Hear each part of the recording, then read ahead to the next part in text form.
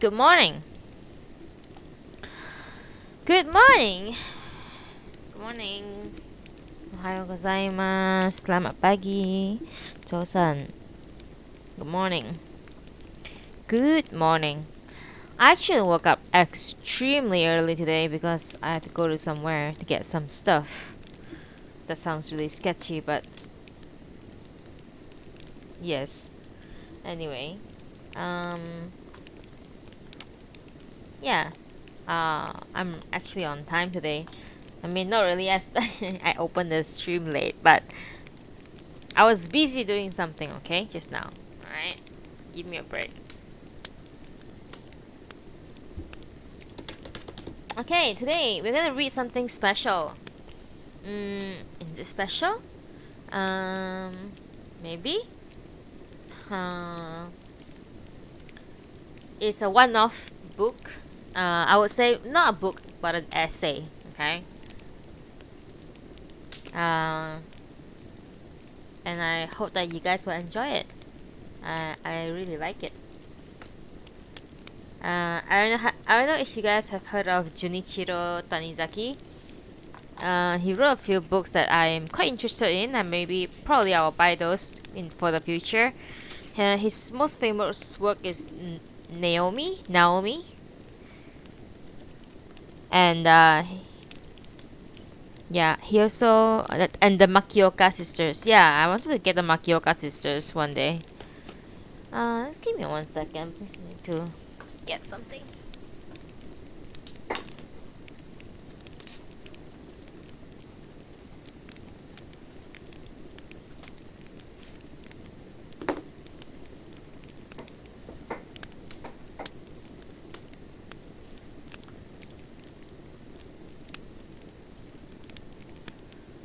Okay. So far, nobody is here, so I'm just gonna prepare to read.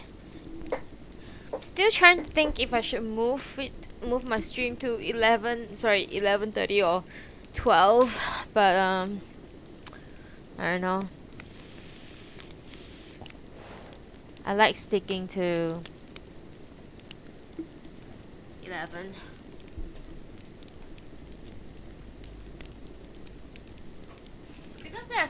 Because there's some books that are like very demanding, and I need to read them for like 3 hours, 4 hours straight. So if I start any later, I won't get any job done. By the end, by the time I start working, my job's like I'll be late to my work. And I don't have I work from home. I don't have any proper schedule or anything, but still. Okay. Anyway, shut the fuck up, Nuna. Nuna? Okay. Let's do it. Alright, nobody's here, so we're gonna start right away. No, I'm not gonna waste time. So, today we are reading Junichiro Tanizaki's In Praise of Shadows. It's a essay. So, there is a foreword by someone called Charles Moore from the School of Architecture, UCLA. He's not the translator of the book, so I'm not sure why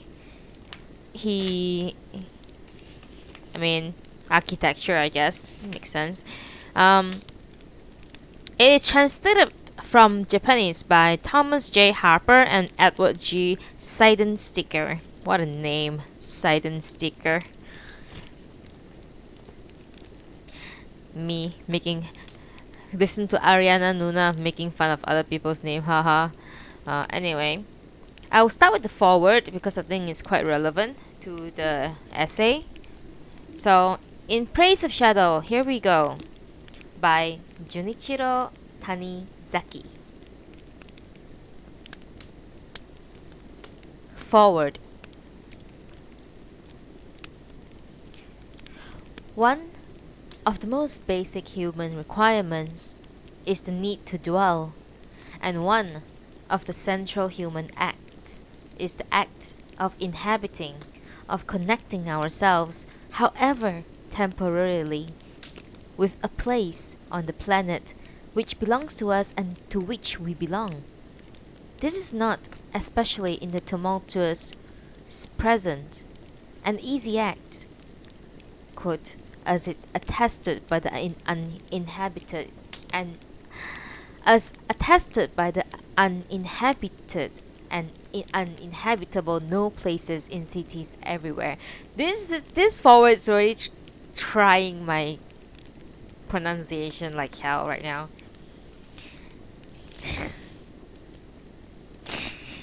I feel the need to start over because I just fucked that up so bad.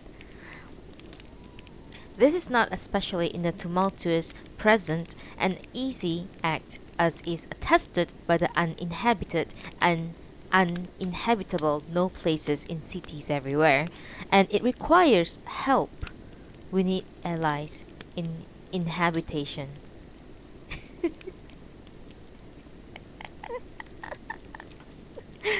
Oh, Nuna, get your grip together. I need some grip gel. Oh my god. Why am I so bad at pronunciation? English is my second language, just so you know. Fortunately, we have at hand many allies, if only we call on them. Other upright objects, from the towers to chimneys to columns, stand in for us in sympathetic imitation of our own upright stance. Flowers in gardens serve as testimonials to our own care, and breezes loosely captured can connect us with the very edge of the infinite. But in the West, our most powerful ally is light. The sun never knew how wonderful it was, the architect Louis Kahn once said, until it fell on the wall of a building. And for us to act of inhabitation is mostly performed in cahoots with the sun, our staunchest ally, bathing our world or flickering through it, giving helping give it light. It comes with the thrill of a slap for us to then hear the praise of shadows and darkness. So it is when there comes to us the excitement of realizing that musicians everywhere make their sounds to capture silence, or that architects develop complex shapes just to envelop empty space. Thus, darkness illuminates for us a culture very different from our own. But at the same time, it helps us to look deep into ourselves, to our own inhabitation of the world, as it describes with spine-tingling insights the traditional Japanese inhabitation of theirs. It could change our lives. Charles Moore, School of Architecture, UCLA. Forward by Charles Moore, School of Architecture, UCLA. I need a drink of water because I can already feel that I'm gonna mispronounce a whole bunch, and then you're gonna yell at me because I'm terrible at my reading. Sincerest apologies.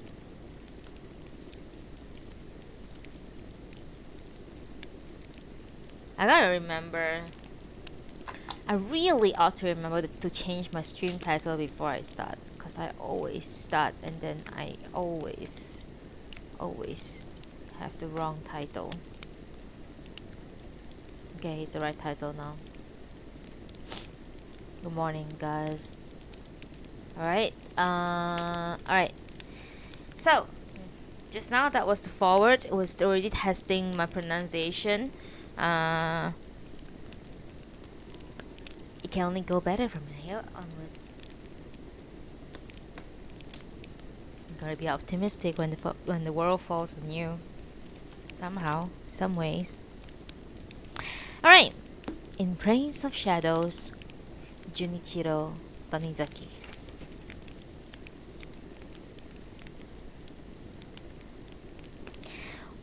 What incredible pains the fancier of the traditional architecture must take when he sets out to build a house in pure Japanese style.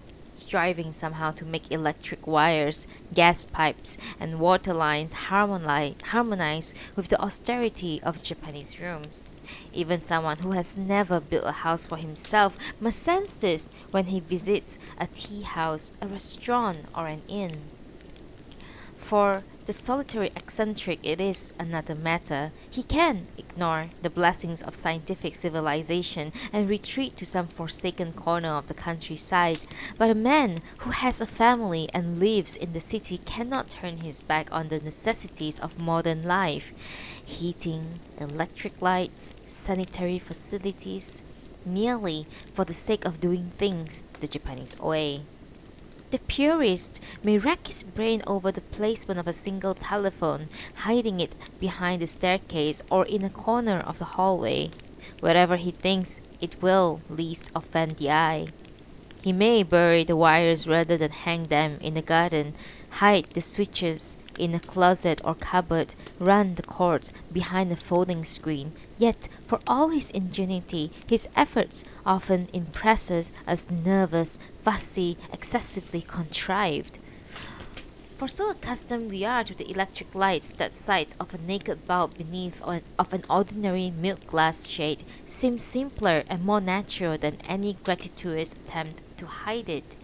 Seen at dusk, as one gazes out upon the countryside from the window of a train, the lonely light of a bulb under an old-fashioned shade, shining dimly from behind the white paper shoji of a thatched-roofed farmhouse, can be seen positively elegant. But the snarl and the bulk of an electric fan remain a bit out of place in a Japanese room. The ordinary householder, if he dislikes electric fans, one can simply do without them. But if the family business involved the entertainment of customers in summer time, the gentleman of the house cannot afford to indulge his own taste at the expense of the others. A friend of mine, the proprietor of a Chinese restaurant called Kairakuen, is a thoroughgoing purist in matter architectural. He deplores electric fans and long refused to have them in his restaurant, but the complaints from customers with which he was faced every summer ultimately forced him to give in. I myself have had similar experiences. A few years ago, I spent a great deal of money than I could afford to build a house. I fussed over every last fitting and fixture, and in every case encountered difficulty. There was the shoji. For aesthetic reason, I did not want to use glass, and yet paper alone would have posed problems of illumination and security. Much against my will, I decided to cover the inside with paper and the outside with glass. This required a double frame, thus raising the cost. Yet, having gone to all this trouble, the effect was far from pleasing. The outside remained no more than a glass door, while within, the mellow softness of the paper was destroyed by the glass that lay behind it. At that point, I was sorry I had not just settled for glass to begin with. Yet laugh though we may, when the house is someone else's, we ourselves accept defeat only after having a try at such schemes. Then there was the problem with the lighting. In recent years, several fixtures designed for Japanese houses have come onto the market. Fixtures patterned after old floor lamps, ceiling lights, candle stands, and the like. But I simply do not care for them, and instead search in curio shops for old lamps which are fitted with electric light bulbs. What most taxed my ingenuity was the heating system. No stove worthy of the name will ever look right in a Japanese room. Gas stove burn with a terrific roar, and unless provided with a chimney, quickly bring headaches. Electric stoves, though at least free from these defects, are every bit as ugly as the rest. One solution would be to outfit the cupboards with the heaters of the sort used in street cars. Yet, without the red glow of the coals, and the whole mood of winter is lost, and with it the pleasure of family gathering around the fire. The best I can The best plan I could devise was to build a large sunken hearth, as in an old farmhouse. In this, I installed an electric brazier, which worked well, both for boiling tea water and for heating the room. Expensive it was, but at least, so far as looks were concerned, I counted it one of my successes. Having done passably well on the heating system, I was then faced with the problem of bath and toilet. My Kairakuan friend could not bear the tile the tub and the bathing area, so built his guest bath entirely of wood. Tile, of course, is infinitely more practical and economical, but when ceiling pillars and paneling are of fine Japanese stock, the beauty of the room is utterly destroyed when the rest is done in sparkling tile. The effect may not seem so very displeasing while everything is still new, but as years pass, the beauty of the grain begin to emerge on the planks and pillars, and that glittering expanse of white tile comes to seem as incongruous as the proverbial bamboo grafted to wood. So, in the bath, utility can to some extent be sacrificed to good taste. In the toilet, somewhat more vexatious problem arise. Every time I am shown to an old dimly lit and I would add impeccably clean toilet in a Nara or Kyoto temple, I am impressed by the singular virtues of Japanese architecture. The parlor may have its charm, but the Japanese toilet is truly a place of spiritual repose.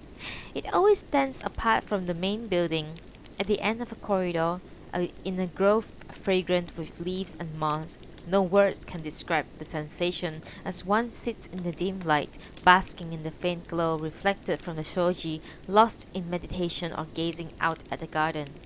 The novelist Natsume Soseki counted his morning trips to the toilet with a great pleasure, a physiological delight as he called it, and surely there could be no better place to savor this pleasure than a Japanese toilet where, surrounded by tranquil walls and finely grained wood, and one looks out upon blue skies and green leaves. As I said, there are certain prerequisites: a degree of dimness, absolute cleanliness, and quiet so complete one can hear the hum of a mosquito. I love to listen from such toilet to the sound of softly falling rain, especially if it's a toilet of the Kanto region with this long narrow window at the floor level. There can one listen with such a sense of intimacy to the raindrops falling from the eaves and the trees seeping into the earth as they wash over the base of stone lantern and freshen moss about the stepping stones. And the toilet is the perfect place to listen to the birds chirping, to the chirping of insects and the songs of the birds, to view the moon or to enjoy any sort of poignant moments that mark the change of the seasons. Here, I suspect, is where haiku poets over the ages have come by a great many of their ideas. Indeed, one could with some justice claim that all of the elements of Japanese architecture, the toilet is the most aesthetic. Our forebears, making poetry of everything in their lives, transformed what by rights could be the most unsanitary room in the house into a place of unsurpassed elegance, replete with fond associations with the beauties of nature. Sorry, I heard someone come in. Was there someone? No. Okay, never mind. Compared to the Westerners who regard the toilet as utterly unclean and avoid even the mention of it in polite conversation, we are far more sensible and certainly in better taste.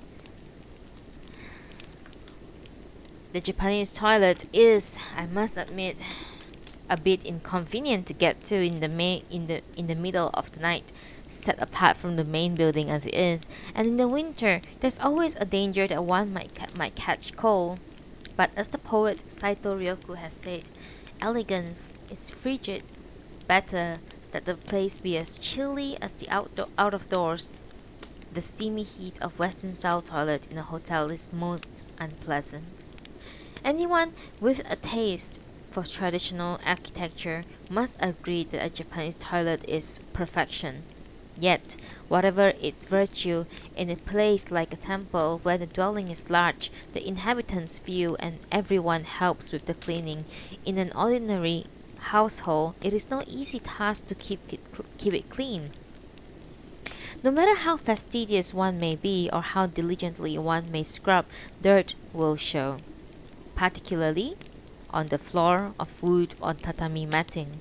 And so here, too, it turns out to be more hygienic and efficient to install modern sanitary facilities, tiles, and flush toilet, though at the price of destroying all affinity with good taste and beauties of nature. That burst of delight from those four white walls hardly put one in the mood to relish Soseki's physiological delight. There is no denying the cleanliness. Every nook and corner is pure white. Yet, what need is there to remind us so forcefully of the issue of our own body? A beautiful woman, no matter how lovely her skin would be, consider it indecent were she to show her bare buttocks or feet in the presence of the others, and how crude and tasteless to expose the toilet to such excessive illumination. The cleanliness of what can be seen only calls up the more clearly thought of what cannot be seen. In such places, the distinction between the clean and the unclean is best left obscure, shrouded in dusky haze. Though I did install modern sanitary facilities, when I built my own house, I at least avoided tiles and had the floor done in camphor wood. To that extent, I tried to create a Japanese atmosphere, but was frustrated finally by the toilet fixtures themselves. As everyone knows, flush toilets are made of pure white porcelain and have handles of sparkling metal. Were I able to have my things my own have were I able to have things my own way, I would much prefer fixtures, both men's and women's, made of wood. Wood finished in glistening black lacquer is the very best, but even unfinished wood, as it darkens and the grain grows more subtle with the years, acquires an inexplicable power to calm and soothe.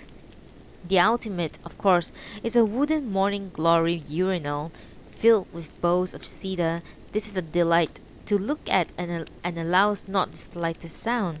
I could not afford to indulge in such extravagances. I hope I might at least have the external fittings made to suit my own taste, and then adapt this to a standard flushing mechanism. But the custom labor would have cost so much that I had no choice but to abandon the idea. It was not that I objected to the conveniences of modern civilization, whether electric lights or heating or toilet, but I did wonder at the time why they could not be designed with a bit more consideration for our own habits and taste. The recent vogue for electric lamps in the style of the old standing lantern comes, I think, from a new awareness of the softness and warmth of paper, qualities which for a time we had forgotten. It stands as evidence of our recognition that this material is far better suited than glass to the Japanese house. But no toilets fixtures or stoves that are at all tasteful have yet come to the market. A heating system like my own, an electric brazier in a sunken hearth, seems to me ideal. Yet no one ventures to produce even so simple a device as this. There are, of course, those feeble electric hibachi, but they provide no more heat than an ordinary charcoal hibachi. All that can be had ready-made are those ugly Western stoves. There are those who hold that to quibble over the matter of taste and in the basic necessities of life is an extravagance that as long as the house keeps out the cold and as long as food keeps off starvation, it matters little what they look like, and indeed for even the sternest aesthetic, the fact remains that a snowy day is cold, and there is no denying the impulse to accept the services of a heater if it happens to be there in front of one. No matter how cruelly it is its how cruelly its inelegance may shatter the spell of the day. But it is on occasion like this that I always think how different everything would be if we in the Orient had developed our own device. Suppose, for the instance, that we had developed our own physics and chemistry, would not the techniques and industry based on them have taken a different form? Would not our myriads of everyday gadgets, our medicines, our the products of our industrial art, would they not have suited to our national temper better than they do? In fact, our conceptions of physics itself and even the principles of chemistry would probably differ from that of Westerners, and the fact that we are now taught concerning the nature and function of light, electricity, and atoms might as well have presented themselves in different form. Of course, I'm only indulging in idle speculations of scientific matters I know nothing. But had we devised independently at least the more practical sort of inventions, this could not have been could not have had more profound influence upon the conduct of our everyday lives, but even upon government, religion, art, and business, the Orient quite conceivably could not could have opened up a world of technology entirely its own. To take a trivial example near at hand, I wrote a magazine article recently comparing the writing brush with the fountain pen, and of it, of it, I remarked that if the device had been invented by the ancient Japanese or Chinese, it would surely have had a tufted end like our writing brush.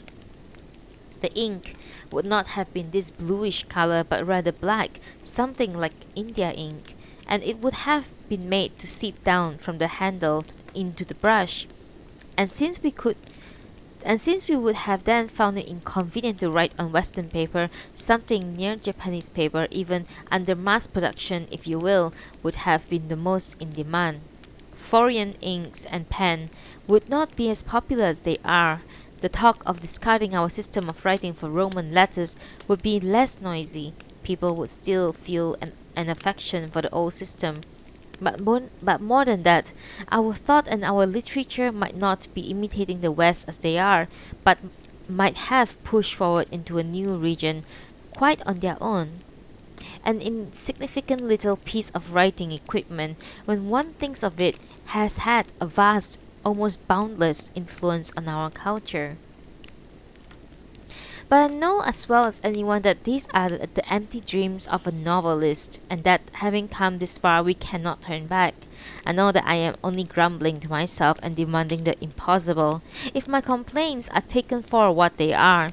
However, there can be no harm in considering how unlucky we have been, what losses we have suffered, and in comparison with the Westerner. The Westerner has been able to move forward in ordered steps, while we have met superior civilization and have had to surrender to it, and we have had to leave a road we have followed for thousands of years. The missteps and inconveniences this has caused, I think, been many. If we had left alone, we might not be much further now in material way when we were 500 years ago. Even now, in the Indian and Chinese countryside, life, no doubt, goes on much as it did when Buddha and Confucius were alive. But we would have gone only in a direction that suited us. We would have gone ahead very slowly, and yet it is not impossible that we would one day have discovered our own substitute for the trolley, the radio, the airplane of today. There would have been no borrowed gadgets. They would have been the tools of our own culture, suited to us. One need only compare American, French, and German films to see how greatly nuances of shading and coloration can vary in motion pictures. In the photographic image itself, to say nothing of the acting and the script, there somehow emerges differences in national character. If this is true, even when identical equipment, chemicals, and film are being used, how much better Our own photographic technology might have suited our complexion, our facial feature, our climate, our land. And had we invented the phonograph and the radio, how much more faithfully they would reproduce the special character of our voices and our music. Japanese music is above all a music of reticence, of atmosphere. When recorded or amplified by loudspeaker, the greater part of its charm is lost. In conversation, too, we prefer the soft voice, the understatement. Most important of all are the pauses, yet the phonograph and radio render these moments of silence utterly lifeless. And so we distort the arts themselves to curry favor for them with the machines. These machines are the inventions of Westerners and are, as we might expect, well suited to the Western arts. But precisely on this account, they put our arts at a great disadvantage. T.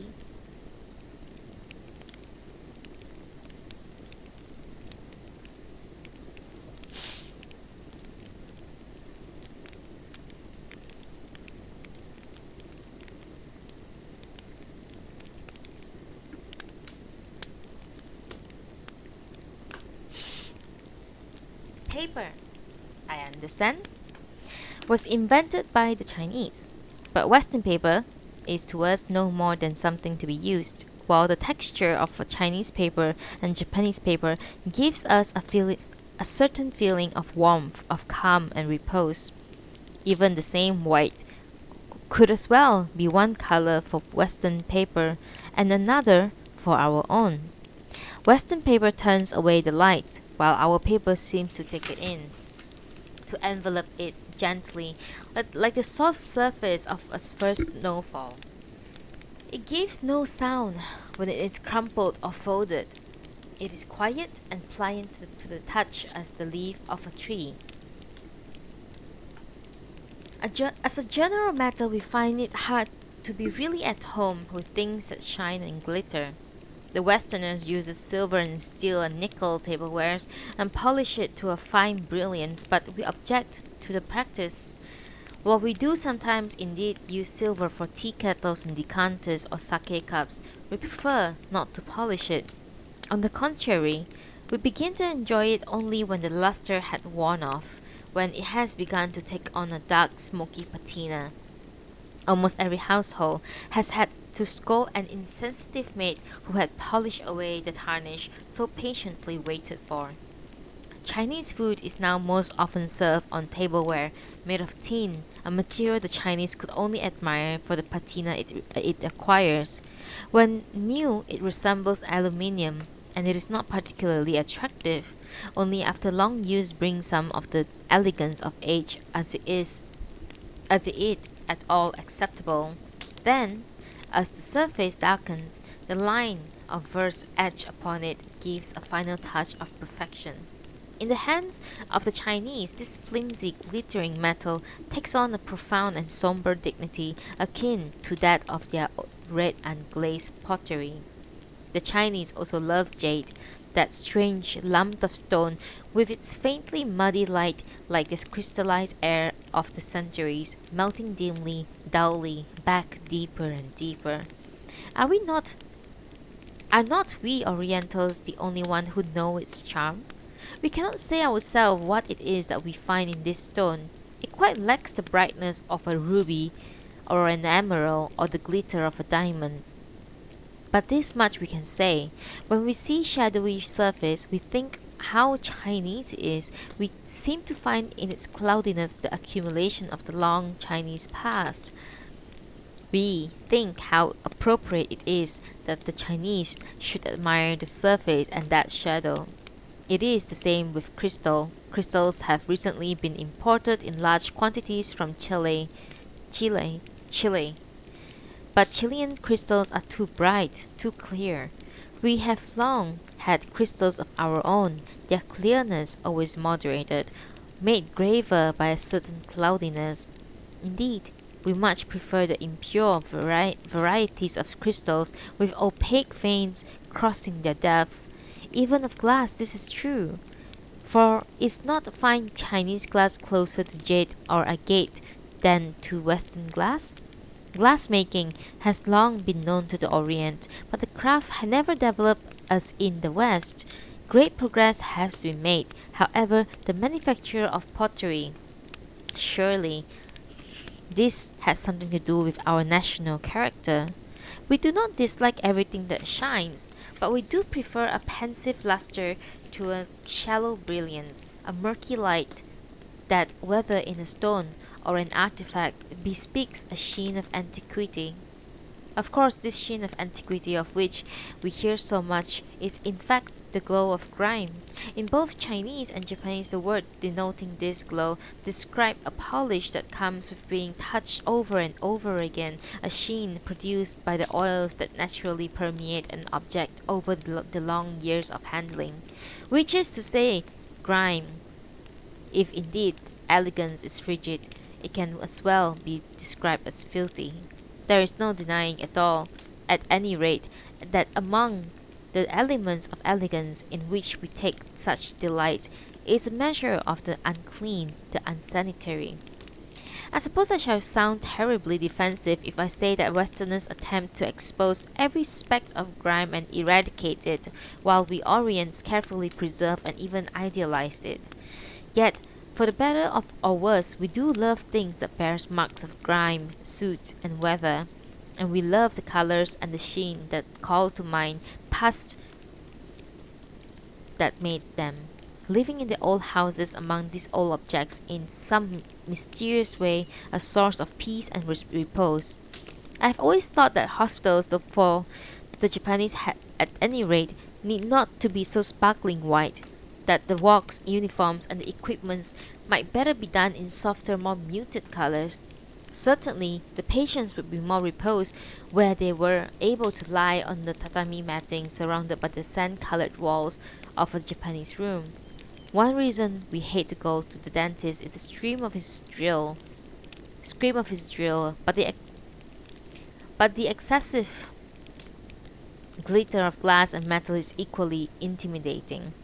At a time when I was suffering from a severe nervous disorder, a dentist was recommended to me as having just returned from America with his latest equipment, but these tidings only made my hair stand on end. I chose instead to go to an old-fashioned dentist who maintained an office in an old Japanese house. A dentist of the sort found in small country towns. Antiquated medical equipment does have its drawbacks, but had modern medicine been developed in Japan, we probably would have devised facilities and equipment for the treatment of the sick that would somehow harmonize with Japanese architecture. Here again, we have to come off the loser for having borrowed. There is this famous restaurant in Kyoto, the Waranjia, one of the attractions of which was until recently that the dining rooms were lit by the candlelight rather than electricity. But when I went there this spring after a long absence, the candles have been replaced by electric lamps in the style of old lanterns. I asked when this had happened, and was told that the change had taken place last year. Several of their customers had complained that the candlelight was too dim, so they had been left no choice. But if I preferred the old way, they should be happy to bring me a candle stand. Since that was what I had come for, I asked them to do so. And I realized then that only in dim half-light is the true beauty of Japanese lacquerware revealed. The rooms at the Waranjia are about 9 feet square, the size of a comfortable little tea room, and the alcove pillars and ceilings glow with a faint smoky luster, dark even in the light of the lamp. But in the still dimmer light of this candle stand, as I gaze at the trays and bowls standing in the shadows cast by the flickering point of flame, I discovered in the gloss of this lacquerware a depth and richness like that of a still dark pool, a beauty that I had not seen before. It had not been mere chance. I realized that our ancestors, having discovered lacquer, have conceived such a fondness for objects finished in it.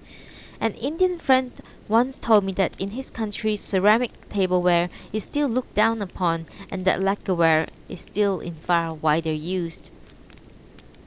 We, however, use ceramics for practically everything but trays and soup bowls. Lacquerware, except in the tea ceremony and on formal occasions, is considered vulgar and inelegant. This, I suspect, is in the part of the fault of much vaunted brilliance of modern electric lighting. Darkness is an indispensable element of the beauty of lacquerware. Nowadays, they make even a white lacquer, but the lacquerware of the past was finished in black, brown, or red colors built up of countless layers of darkness, the inevitable product of darkness in which life was lived. Sometimes a superb piece of black lacquerware, decorated perhaps with a fleck of silver and gold, a box or a desk or a set of shelves, will seem to me unsettling and garish and altogether vulgar. But the render of pitch black in the void in which they stand, and light them not with the tray, light them with not with the rays of the sun or electricity, but rather a single lantern or candle. Suddenly those garish objects turned somber, refined, and dignified. Artisans of old, when they finished their work in lacquer and decorated them in sparkling patterns, must surely have had in mind dark rooms and sought to turn a good effect what feeble light there was. Their extravagant use of gold too, I should imagine, came from understanding how it gleams from out of the darkness and reflects the lamplight. I don't think that any amount of tea is going to save me from reading this. I'm trying my best.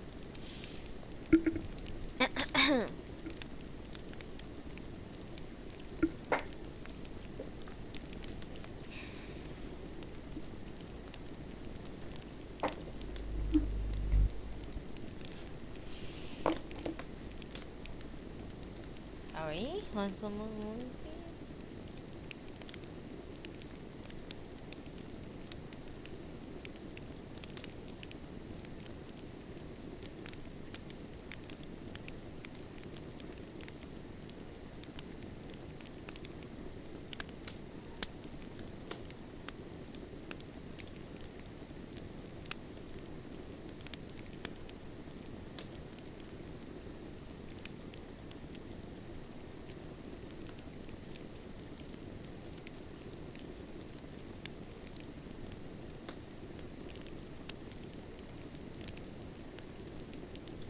Also, good morning, Nando. Thank you so much for dropping by. Thank you.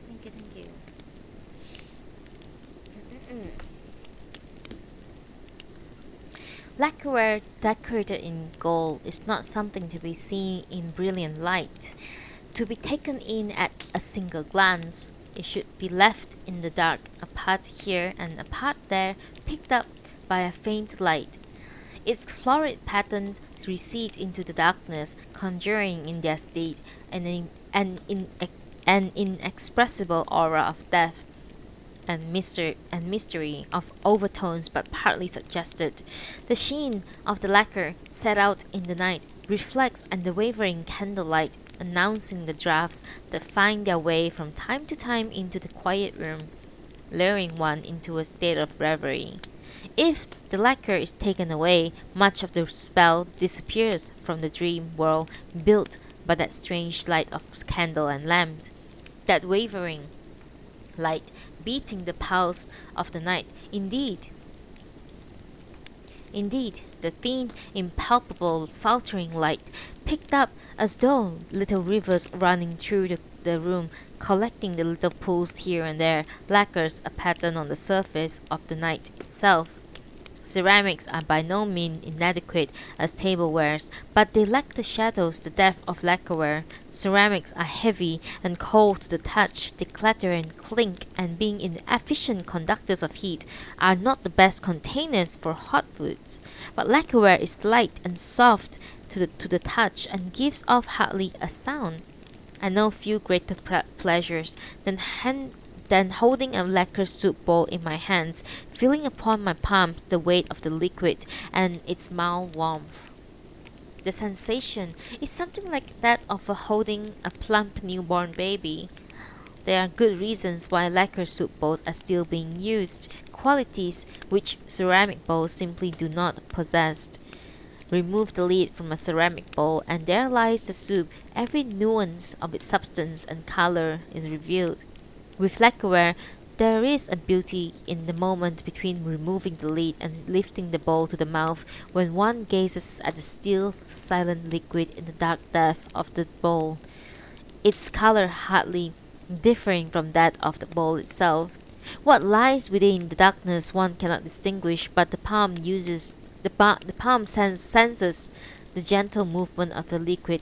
Vapor rises from within, forming droplets on the rim, and the fragrance carried upon the vapor brings a delicate anticipation. What a world of difference there is between this moment and the moment when the soup is served Western style in a pale, shallow bowl. A moment of mystery, it might almost be called a moment of trance. Whenever I sit with a bowl of soup before me, listening to the murmur that penetrates like the far-off shrill of an insect lost in contemplation of flavors to come, I feel as if I were being drawn into a trance. The experience must be something like that of a tea master who, at the sound of the kettle, is taken from himself, as if upon the sigh of the wind in the legendary pines of Onoe. It has been said of Japanese food that it is a cuisine to be looked at rather than eaten. I would go further and say that it is to be meditated upon, a kind of silent music evoked by the combination of lacquerware and the light of a candle flickering in the dark. Natsume Soseki in Kusamakura praises the color of the convection yokan, and is it not indeed a color to call forth meditation? The cloudy translucent like that of jade, the faint dreamlike glow that suffuses it as if it had drunk into its very depth of light and of the sun. The complexity, the profundity of color, and nothing of the sort is to be found in Western candies. How simple and insignificant cream-filled chocolates seem by comparison, and when yokan is served in a lacquer dish within whose dark recesses its color is scarcely indistinguishable, then it is most certainly an object for meditation.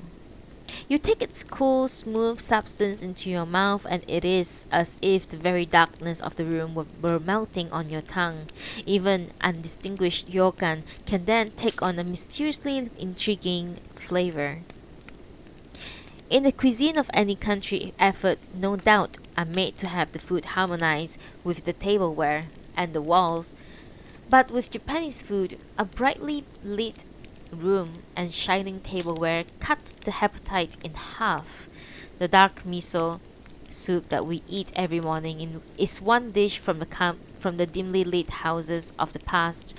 I was once invited to a tea ceremony where miso was served, and when I saw the muddy clay-like color quiet in the black lacquer bowl beneath the faint light of a candle, this soup that I usually take without a second thought seemed somehow to acquire a real depth and to become infinitely more appetizing as well.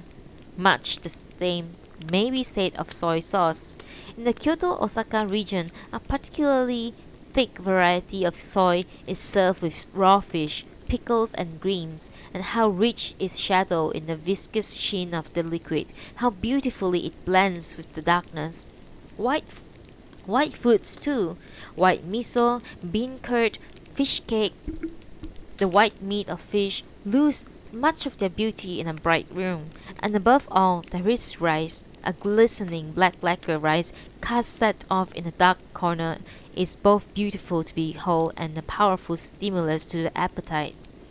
Then, the lid is briskly lifted, and this pure white, freshly boiled food heaped on its black container, each and every grain gleaming like pearl, sends forth billow of warm steam. There is sight no Japanese can fail to be moved by. Our cooking depends on shadows and is inseparable from the darkness. I possess no specialized knowledge of architecture, but I understand that in Gothic cathedral of the West, the roof is thrust up and up as to place its pinnacle as high in the heavens as possible, and that herein is thought to lie its special beauty. In Japanese temple, on the other hand, a roof of heavy tiles is the first to lay it out, and in deep, spacious shadows created by the eaves of the rest of the structure is built. Nor is this true only of temples. In the palaces of nobility and the houses of the common people, what first strikes the eye is a massive roof of tile or thatch and the heavy darkness that hangs beneath the eaves. Even at midday, cavernous darkness spread all over the walls. Sorry, all over beneath the roof edge, making entryways, doors, walls, and pillars all but invisible. The the grand temples of Kyoto, Chyo-onin, Honganji, the farmhouse of the most remote countryside, are alike in this respect. Like most buildings in the past, their roofs give the impression of possessing far greater weight, height, and surface than all that stands beneath them. In making ourselves a place to live, we first spread a parasol to throw a shadow on the earth, and the pale light of shadow we put together a house. There are of course roofs on Western houses too, but they are less to keep off the sun than to keep off the wind and the dew, even from without it's apparent that they are built to create as few shadows as possible, to expose the interior as much light as possible. If the roof of a Japanese house is a parasol, the roof of a Western house is no more than a cap, with as small a visor as possible, so as to allow the sunlight to penetrate directly beneath the eaves. There are no doubt of all sorts of reasons, climate, building materials, for the deep Japanese eaves. The fact that we did not use glass, concrete, or bricks, for instance, made a low roof necessary to keep off the driving wind and rain. A light room would no doubt have been more convenient for us, too, than a dark room. The quality that we call beauty, however, must always grow from the realities of life, and our ancestors, forced to live in the dark rooms, presently came to discover beauty in the shadows, ultimately to guide shadows towards beauty's ends. And so it has come to be that the beauty of a Japanese room depends on a variation of shadows, heavy shadows against light shadows. It has nothing else. Westerners are amazed at the simplicity of Japanese rooms, perceiving in them no more than ashen wall bereft of ornament. Their reaction is understandable, but it betrays a failure to comprehend the mystery of shadows. Out beyond the sitting room, which the rays of the sun can at best but barely reach, we extend the eaves or build on our verandas, putting the sunlight at still greater remove. The light from the garden still in, but dimly through the paper panel doors. It is precisely in this indirect light that makes for us the charm of a room. We do our walks in neutral colors, so that the sad, fragile, dying rays can sink into absolute repose. The storehouse, kitchen, hallways, and such may have a glossy finish, but the walls of the sitting room will almost always be of clay texture with fine sand. A luster here would destroy the soft fragile beauty of the feeble light. We delight in the mere sight of the delicate glow of fading rays clinging to the surface of a dusky wall, there to lift out what little life remains to them. We never tire of such sights, for to us this pale glow and dim shadows far surpass any ornament, and so, as we must, if we are not to disturb the glow, we finish the walls with sand in a single neutral color. The hue may differ from room to room, but the degree of difference will be ever so slight, not so much a difference in color as in shade, indifference that will seem to exist only in the mood of the viewer. And from these delicate differences in the hue of the walls, the shadows of each room takes on a tinge peculiarly their own. Of course, the Japanese room does have its picture alcove, and in it a hanging scroll and a flower arrangement. But the scroll and the flower serve not as ornaments, but rather to give depth to the shadows. We value a scroll above all for the way it bends with the walls of alcove, and thus consider the mounting quite as important as the calligraphy of or painting. Even the greatest masterpiece will lose its worth as a scroll if it fails to blend with the alcove, while a work of no particular distinction may blend beautifully with the room and set off to unexpected advantage both itself and its surrounding. Wherein lies the power of an otherwise ordinary work to produce such effects? Most often, the paper, the ink, and the fabric of the mounting will possess a certain look of antiquity, and this look of antiquity will strike just right balance with darkness of the alcove and room. Welcome back, Kiru. Thank you so much for being here.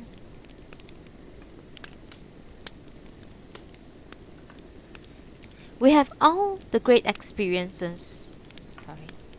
Oh, okay.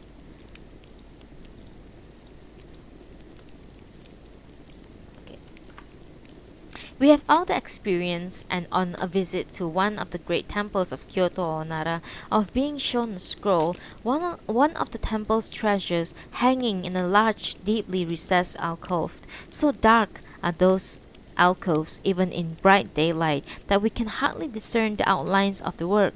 All we can do is listen to the explanation of the guide, follow as best as we can the all but invisible brush strokes, and tell ourselves how magnificent a painting it must be. Yet the combination of that blurred old painting and dark alcove is one of absolute harmony. The lack of clarity, far from disturbing us, seemed rather to suit the painting perfectly.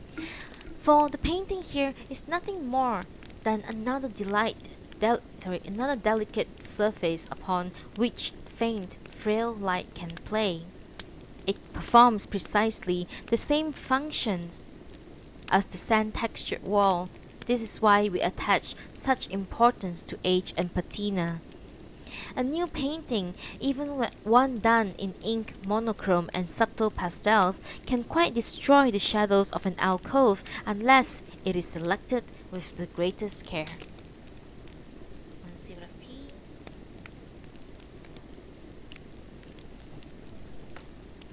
A Japanese room might be likened to an ink wash painting, the paper paneled shoji being the expanse where the ink is the thinnest and the alcove where it is the darkest. Whenever I see the alcove of a tastefully built Japanese room, I marveled at our comprehension of the secrets of shadows, our sensitive use of shadow and light.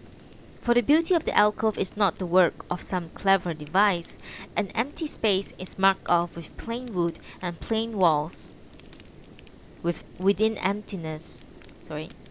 Plain walls, so that the light drawn into it forms dim shadows within emptiness. There is nothing more.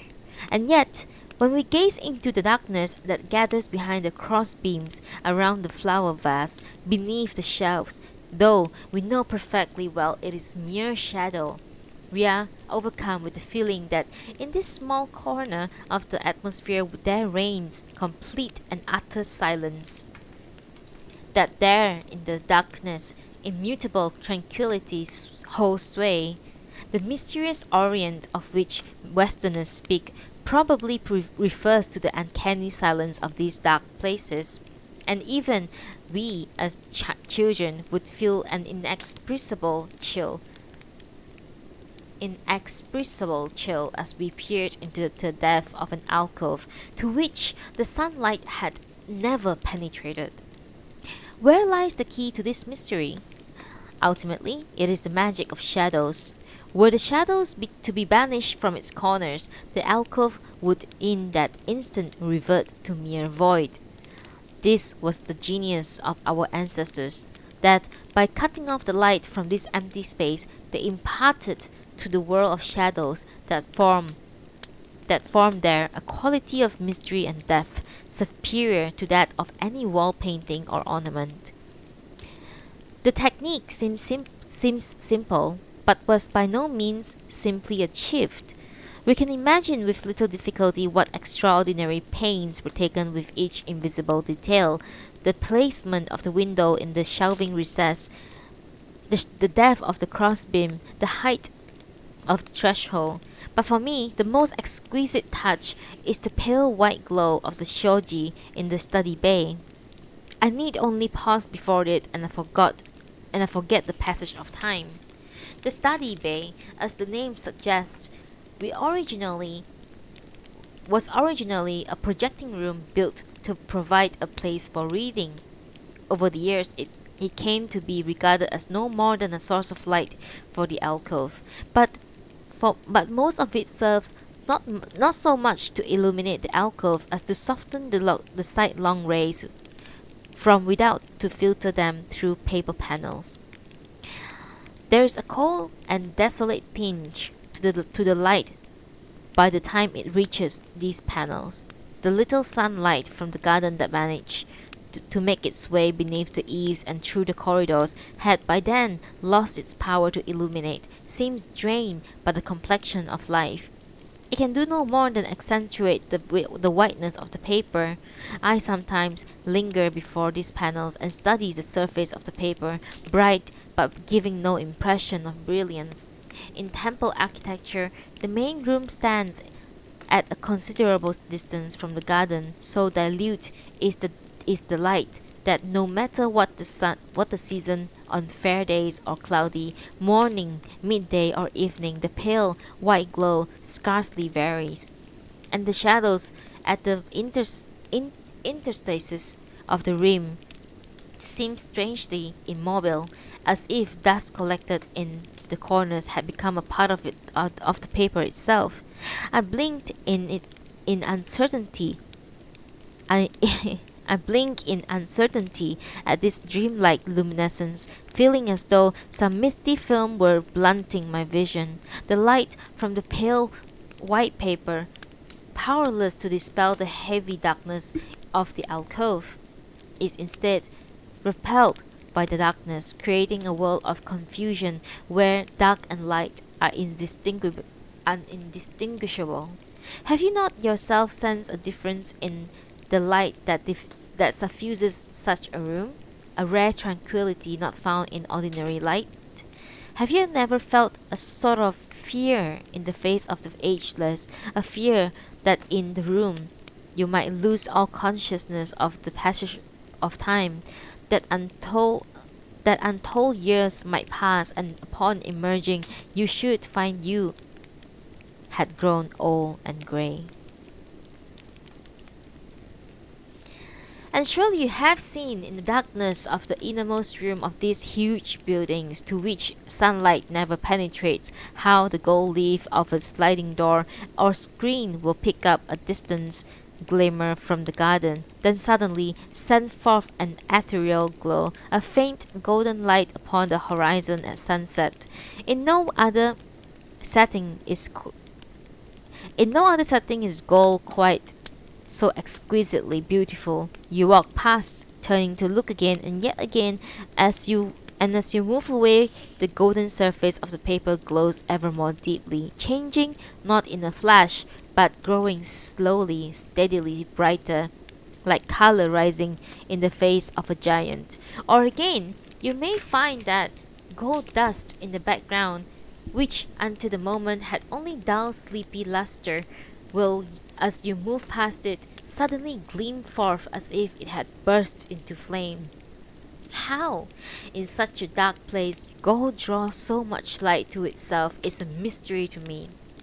But I see why in ancient times statues of Buddha were gilt with gold, and why gold leaf covered the walls of homes of the nobility. Modern man in his well lit house knows nothing of the beauty of gold. But those who lived in the dark houses of the past were not merely captivated by its beauty, they also knew its practical value, for gold in these dim rooms must have served the function of a reflector. Their use of gold leaf and gold dust was not merely extravagance, its reflective properties were put to use as a source of illumination. Silver and the other metals quickly lose their gloss, but gold retains its brilliance indefinitely to, to light the darkness in the room. This is why gold was held in such incredibly high esteem. I have said that lacquerware decorated in gold was made to be seen in the dark, and for this same reason were the fabrics of the past so lavishly woven in threads of silver and gold. The priest's supplies of gold brocade is perhaps the best example. In most of our city temples, catering to the masses as they do, the main hall will be brightly lit, and these garments of gold will seem merely gaudy. No matter how vulnerable a man the priest may be, his robes will convey no sense of his dignity. But when you attend a service of an old temple conducted after the ancient ritual, you see how perfectly the gold harmonizes with the wrinkled skin of an old priest, that the flickering light of an altar lamp, and how much it contributes to the solemnity of the occasion. As with lacquerware, the bold patterns remain for the most part hidden in darkness, only occasionally does a bit of gold and silver gleam forth. I may be alone in thinking so, but to me it seems that nothing quite so becomes the Japanese skin as the costume of the No theater. Of course, many are gaudy in the extreme, rich woven of gold and silver, but the No actor, unlike the kabuki performer, wears no white powder.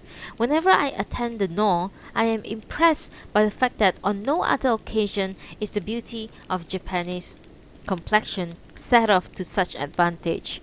The brownish skin with flush of red that is so uniquely Japanese, the face of an old ivory tinged with yellow, a robe woven or embroidered in patterns of gold or silver set it off beautifully, as does a cloak of a deep green or persimmon, or a kimono or divided skirt of a pure white, unpatterned material. And when the actor is a handsome young man with skin of a fine texture and cheeks glowing with the freshness of youth, his good looks emerge as perfection, with a seductive charm quite different from a woman's.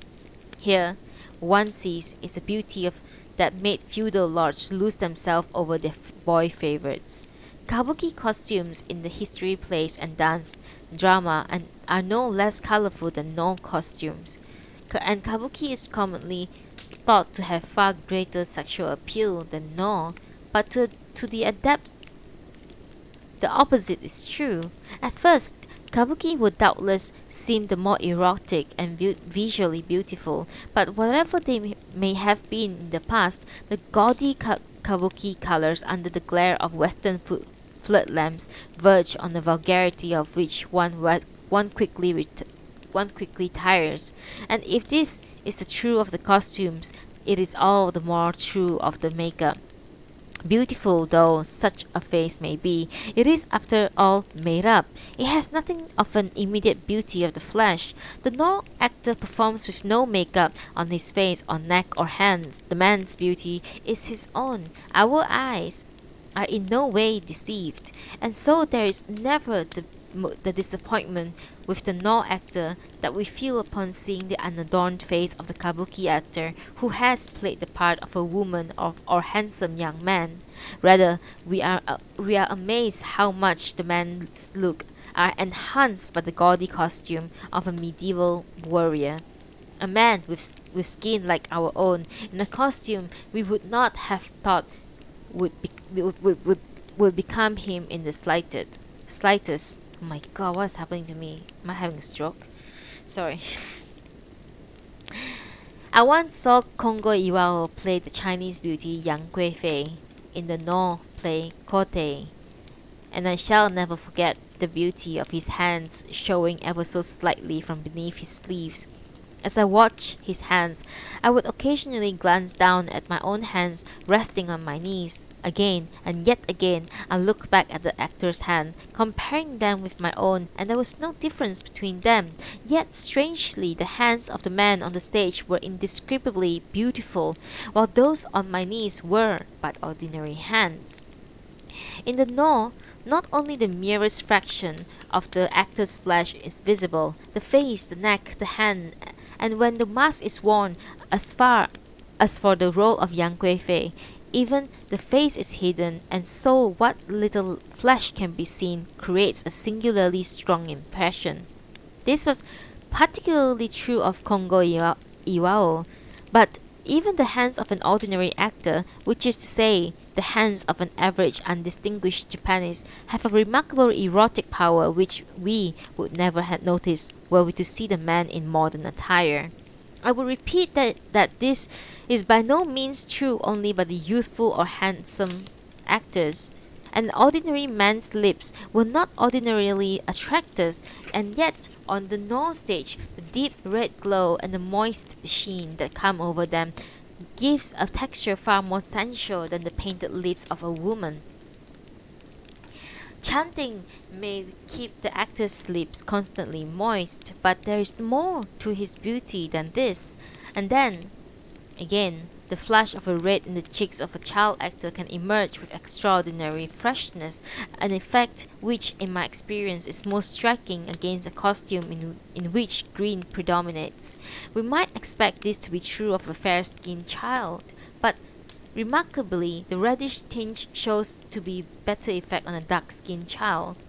For with the fair child, the contrast between white and red is too marked, and the dark, somber colors of no costume stands out too strongly, while against the brownish cheek of the darker child, the red is not so conspicuous, and the costume and the face complements each other beautifully. The perfect harmony of the yellow skin with garments of a subdued green or brown forces itself upon our attention as at no other time. Were the No kabuki to be lit, were the No to be lit by modern flood lamps, like the kabuki, this sense of beauty would vanish under the harsh glare, and thus the older the structure the better, for it is an essential condition of the No that the stage be left in the darkness in which it had stood since antiquity. A stage whose floor has acquired a natural gloss, whose beams and backdrop glow with dark light, where the darkness beneath the rafters and eaves hang above the actor's head as if a huge temple bell were suspended over them. Such is the proper place for No. In recent ventures into huge auditoriums may have something to recommend them, but in such a setting the true beauty of No is all but lost. The darkness in which the No is shrouded and beauty that emerges from it make a distinct world of shadows which today can be seen only on stage, but in the past it could not have been far more removed than daily life. The darkness of the No stage is after all the darkness of the domestic architecture of the day, and No costumes, even if a bit more splendid in patterns and color, are by and large those that were worn by court nobles and feudal lords. I find the thought fascinating. To imagine how very handsome, by comparison with us today, the Japanese of the past must have been in their resplendent dress, particularly the warriors of the 15th and 16th century. The No sets before us the beauty of Japanese manhood at its finest. What grand figures those warriors who traversed the battlefields of old must have cut in their full regalia and blazoned with family crest, the somber ground and gleaming embroidery, setting off strong bone faces burnished in a deep bronze with wind and rain. Every devotee of the Nor find, finds a certain portion of his pleasure in speculations of this sort, for the thought that the highly colored world of the stage once existed, just as we see it imparts to the Nor a historical fascination quite apart from the drama. But the kabuki is ultimately a world of sham, having little to do with beauty in the natural state. It is inconceivable that the beautiful women of old, to say nothing of the men, bore any resemblance to those we see on the kabuki stage. The women of No, portrayed by masked actors, are far from realistic, but the kabuki actor in the part of woman inspires not the slightest sense of reality. The failure is the fault of excessive lighting. When there were no modern floodlamps, when the kabuki stage was lit by the meager lights of candles and lanterns, actors must have been somewhat more convincing in women's role. People complain that kabuki actors are no longer really feminine, but this is hardly the fault of their talents or looks. If actors of old had had to appear on the bright stage of today, they would doubtless have stood out with a certain masculine harshness, which in the past was discreetly hidden by the darkness. This was brought home to me vividly when I saw the aging Baiko in the role of young Okaru. A senseless and extravagant use of lights, I thought, has destroyed the beauty of kabuki. A knowledgeable Osaka gentleman has told me that the Bunraku puppet theater was for long lit by lamplight even after the introduction of electricity in the Meiji era. And this method was far more richly suggestive than modern lighting. Even now, I find puppets infinitely more real than the actors of female kabuki parts. But in the dim lamplight, the hard lines of the puppet features soften, and the glistening white of their faces muted. A chill comes over me when I think of the uncanny beauty of the puppet theater must once have had. The female puppets consist of only a head, a pair of hands. The body, legs, and feet are concealed within a long kimono, and so the operators need only to work on their hands within the costume to suggest movement. To me, this is the very epitome of reality, for a woman of the past did indeed exist only from the collar up and the sleeves out. The rest of her remained hidden in darkness. A woman in the middle or upper ranks of society seldom left their house, and when she did, she shielded herself from the gaze of the public in the dark recesses of her palanquin. Most of her life was spent in the twilight of a single house, her body shrouded day and night in gloom, her face the only sign of her existence. Though the men dress somewhat more colorfully than they do today, the women dress more somberly. The daughters and wives of the merchant class wore astonishingly severe dress. Their clothing was in effect no more than a part of the darkness, the transition between darkness and face. Once think of the practice of blackening the teeth. Might it not have been an attempt to push everything except the face into the dark? Today, this ideal of beauty has quite disappeared from everyday life, and one must go to an ancient Kyoto tea house such as the Sumiya in Shimabara to find traces of it. But then, when I think back to my own youth in the old downtown section of Tokyo, I see my mother at work and on her sewing in the dim light from the garden. I think I can imagine a little what the old Japanese woman was like.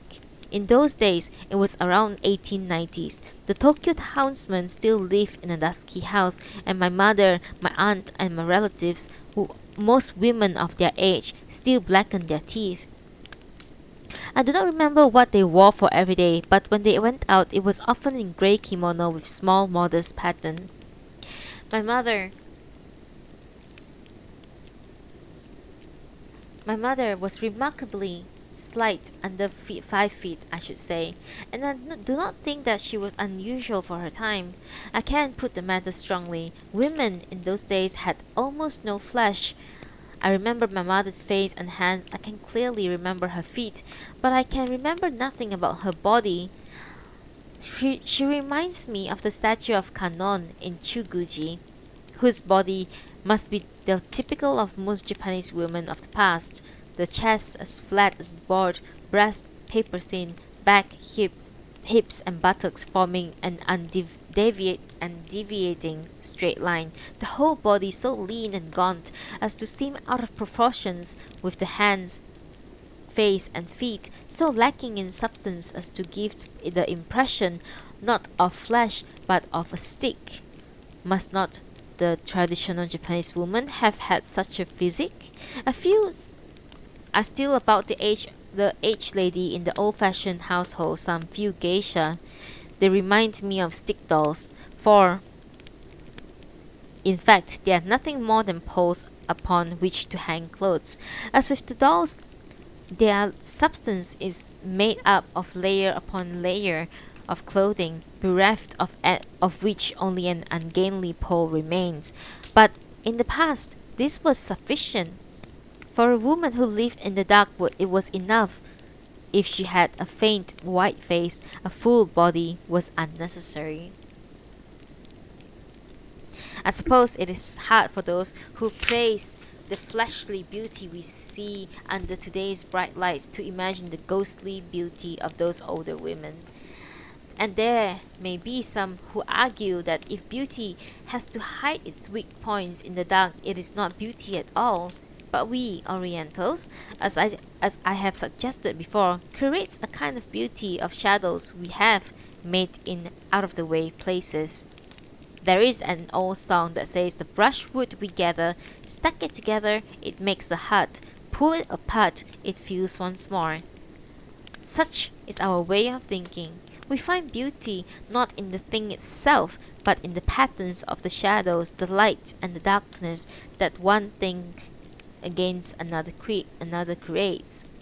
A phosphorescent jewel gives off its glow and color in the dark and loses its beauty in the light of the day. Were it not for the shadows, there would be no beauty. Our ancestors made of women an object inseparable from darkness, like lacquerware decorated in gold or mother of pearl. They hid as much of her as they could in the shadows, concealing her arms and legs in the folds of long sleeves and skirts, so that one part and only one stood out, her face. The curveless beauty may, by comparison with the Western woman, be ugly, but our thoughts do not travel to what we cannot see. The unseen for us does not exist. The person who insists upon seeing her ugliness, that like the person who would shine 100 candle power light upon the picture alcove, drives away whatever beauty may resides there. Why should this propensity to seek beauty in the darkness be so strong only in the Orientals? The West, too, has known a time when there was no electricity, gas, or petroleum, and yet so far as I know the West has never been disposed to delight in shadows. Japanese ghosts have traditionally have no feet. Western ghosts have feet, but are transparent. As even this trifle suggests, pitch darkness has always occupied our fantasies, while in the West, even ghosts are as clear as glass. This is true, too, of our household implements. We prefer colors compounded of darkness. They prefer the colors of sunlight. And of silver and copperware, we love them for the burnish and patina, which they consider unclean and insanitary and polished to a glittering brilliance. They paint their ceilings and walls in pale colors to drive out as many of the shadows as they can. We fill our gardens with dense plantings and spread out a flat expanse of grass. But what produces such difference in taste? In my opinion, it is this.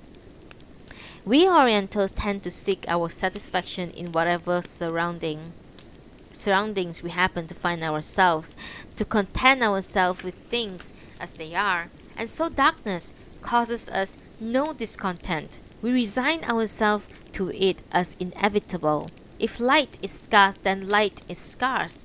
We will immerse ourselves in the darkness and there discover its own particular beauty. But the progressive Westerner is determined always to better his lot. From candle to oil lamps to gaslight to electric light, his quest for a brighter light never ceases. He spares no pains to eradicate even the minutest shadow. But beyond such differences in temperament, I should like to consider the importance of the difference in the color of our skin. From ancient times, we have considered white skin more elegant, more beautiful than the dark skin, and yet somehow this whiteness of ours differs from that of the white races. Taken individually, there are Japanese who are whiter than the Westerners, and Westerners who are darker than the Japanese, but their whiteness and darkness is not the same. Let me take an example from my own experience. I live in the bluff in Yokohama. When I lived in the bluff of Yokohama, I spent a good deal of my leisure in the company of foreign residents. At their banquets and balls, at close range, I was not particularly struck by their whiteness, but from the distance I could distinguish them quite clearly from the Japanese. Among the Japanese were ladies who were dressed in gowns no less splendid than the foreigners, and whose skin are whiter than theirs. Yet, from across the room, these ladies, even one alone, would stand out unmistakably from amongst a group of foreigners. For the Japanese complexion, no matter how white, it is tinged by a slight cloudiness. These women were in no way reticent about powdering themselves. Every bit of exposed flesh, even their backs and arms, they are covered with a thick coat of white. Still, they could not efface the darkness that lay below their skin. It was plainly visible as dirt at the bottom of a pool of pure water. Between the fingers, around the nostril, and on the nape of the neck, along the spine, about these places, especially, dark, almost dirty shadows gathered, but the skin of the Westerners, even those of a dark complexion, had a limpid glow. Nowhere they were tainted by this grey of shadows. From the tops of their heads to the tips of their fingers, the whiteness was pure and unadulterated. Thus it is that when one of us goes among a group of Westerners, it is like a grimy stain on a sheet of white paper. The sight offends even our eyes, and leaves none too pleasant of feeling. We can appreciate then the psychology that in the past caused by the white races to reject the colored races. A sensitive white person could not but be upset by the shadow that even one or two colored persons cast over a social gathering.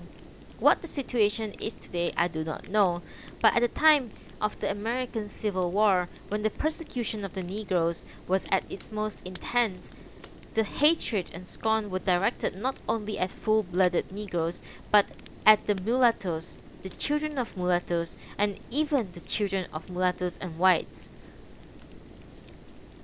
and those with the slightest taint of Negro blood.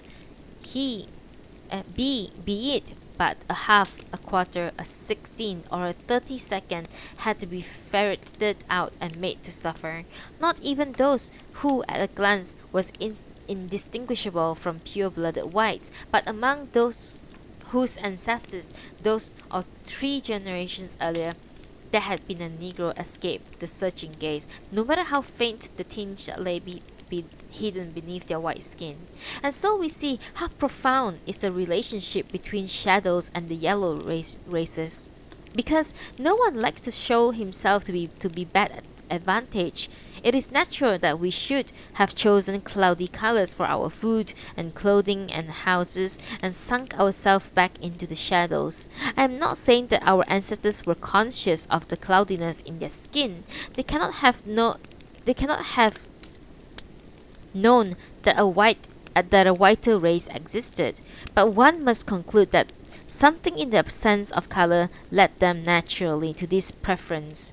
Our ancestors cut off the brightness of the land from above and created a world of shadows, and far in the depth of it they placed a woman, marking her with the whitest of being. If whiteness was to be indispensable to the supreme beauty, then for us there was no other way, nor do I find this objectionable. The white races are fair haired, but our hair is dark. So nature taught us the laws of darkness, which we instinctively used to turn a yellow skin white. I have spoken of the practice of blackening teeth, but was not the shaving of the eyebrows also a device to make the white face stand out? What fascinates me most of all, however, is that green iridescent lipstick, so rarely used today even by Kyoto geisha. One cannot guess nothing of its power unless one imagines it in the low unsteady light of the candle. The woman of the old was made to hide the red of her mouth under the green black lipstick, to put shimmering ornaments in her hair, and so the last trace of color was taken from her rich skin. I know of nothing whiter than the face of a young girl in the wavering shadow of a lantern, her teeth now and then as she smiled shining a lacquered black through her lips like elfin fires. It is white. It is whiter than the whitest white woman I can imagine. The whiteness of the white woman is clear, tangible, familiar. It is not this otherworldly whiteness. Perhaps the latter does not even exist. Perhaps it is only a mischievous trick of light and shadow, a thing of a monument, of a moment only. But even so, it is enough. We can ask for nothing more. And while I am talking about this whiteness, I want to talk about the color of the darkness that enfolds it. I think of an unforgettable vision of darkness I once had when I took a friend from Tokyo to the Sumiya tea house in Kyoto. I was in a large room, the pine room I think, sinks destroyed by fire, and the darkness, broken only by a few candles, was of a richness quite different from the darkness of a small room. As we came to the door, an elderly waitress with shaven eyebrows and blackened teeth was kneeling by a candle behind which stood a large screen. On the far side of the screen, at the edge of this little circle of light, the darkness seemed to fall from the ceiling, lofty, intense, monolithic, and fragile light of the candle, unable to pierce its thickness, turned back as from the black wall. I wonder if my readers know the color of the darkness seen by candlelight. It was different in quality from the darkness on the road at night. It was a repletion, a pregnancy of tiny particles like fine ashes, each particle luminous as a rainbow. I blinked in spite of myself, as though to keep it out of my eyes. Smaller rooms are the fashion now. Even if one were to use candles in them, one would not get the color of that darkness.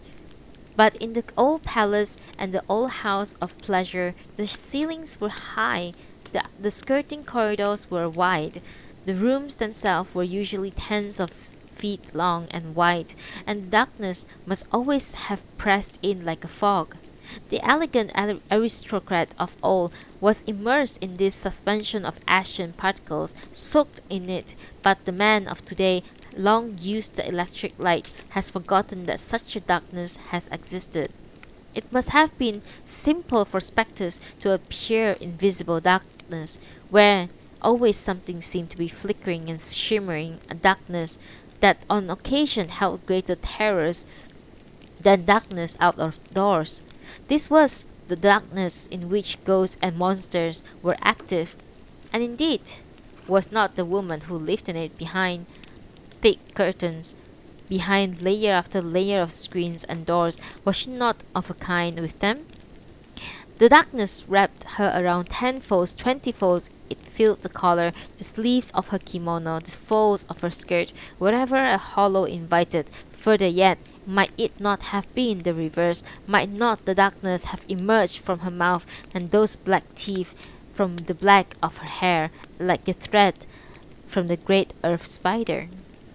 The novelist Takebayashi Musoan said when he returned from Paris a few years ago that, that Tokyo and Osaka are far more brightly lit than any European city, that even on the Champs-Élysées there were still houses lit by oil lamps, while in Japan hardly a one remained unless in a remote mountain village. Perhaps no two countries in the world waste more electricity than the America and Japan, he said. For Japan, it is only too anxious to imitate America in every way it can. That was some 4 or 5 years ago before the vogue for neon signs. Imagine his surprise were he to come home today when everything is so much brighter. Yamamoto Sanehiko, president of the Kaizo publishing house, told me of something that happened when he escorted Dr. Einstein on a trip to Kyoto. As the train neared Ishiyama, Einstein looked out of the window and remarked, "Now, that is terribly wasteful." When asked what he meant, Einstein pointed to an electric lamp burning in the broad daylight. Einstein is a Jew, and so he is probably very careful about such things. This was Yamamoto's interpretation. But the truth of the matter is that Japan wastes more electric light than any Western country except America. This calls to mind another curious Ishiyama story. This year, I had great trouble making up my mind where to go for autumn moon viewing. Finally, after much perplexed head scratching, I decided on the Ishiyama temple. The day before the full moon, however, I read in the paper that there would be loudspeakers in the woods at Ishiyama to regale the moon viewing guests with phonograph records of the Moonlight Sonata.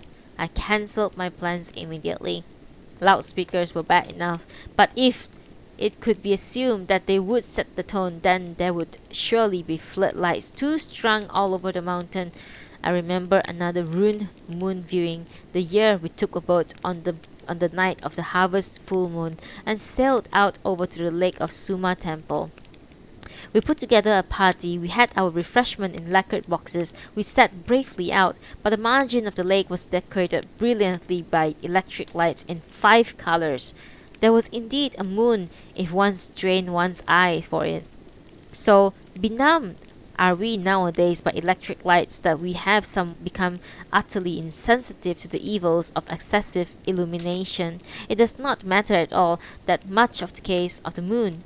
I suppose, but tea houses, restaurants, inns, and hotels are surely to be lit far too extravagantly. Some of these may be necessary to attract customers, but when the lights are turned on in summer before even dark, it is a waste, and worse than the waste is the heat. I am upset by it whenever I go in the summer. Outside it will be cool, but inside it will be ridiculously hot.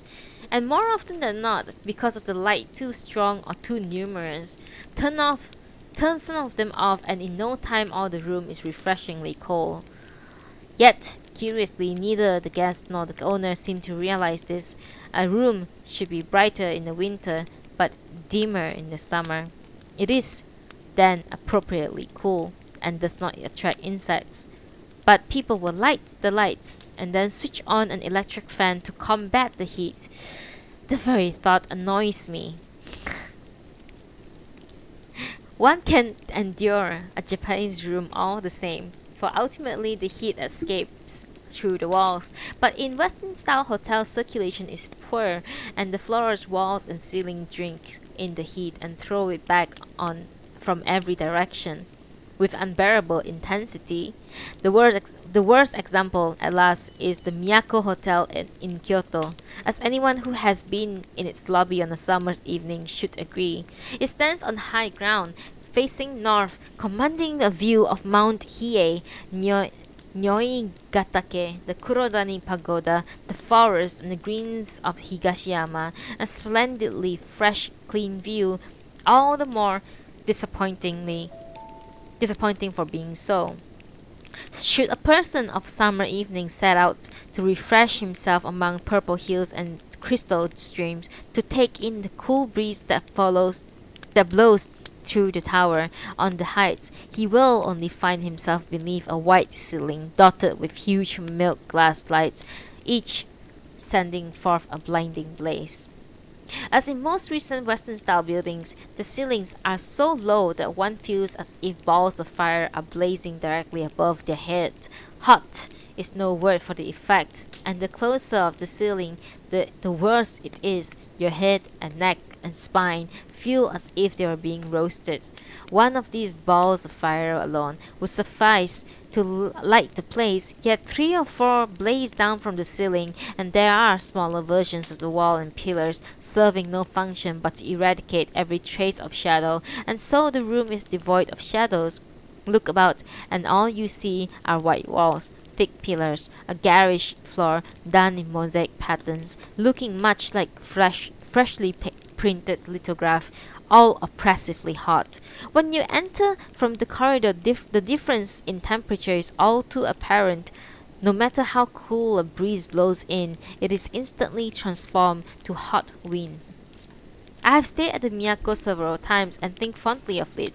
My warnings are given with the friendliest of intention. It is a pity that so a lovely view, so perfect a place for enjoying the cool of a summer's delight, should be utterly destroyed by electric lights.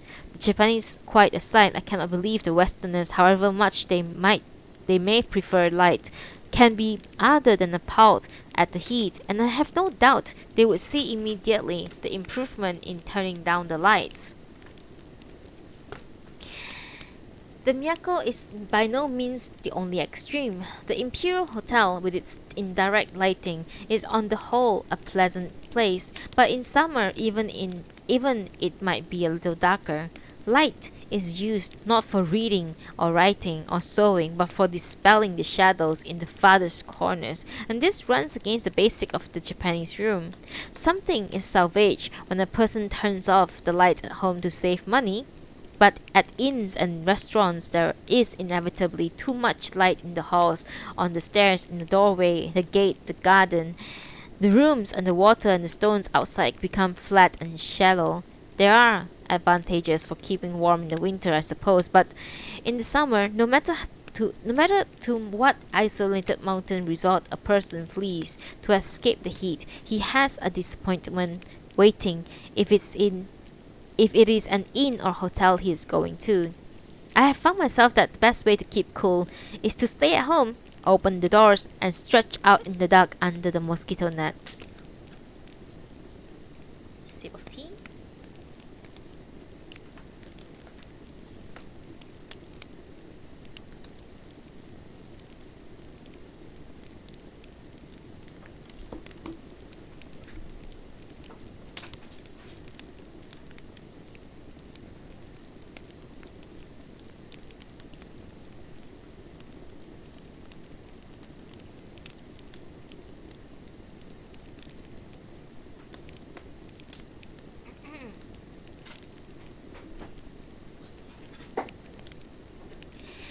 I recently read a newspaper or magazine article about the complaints of old women in England.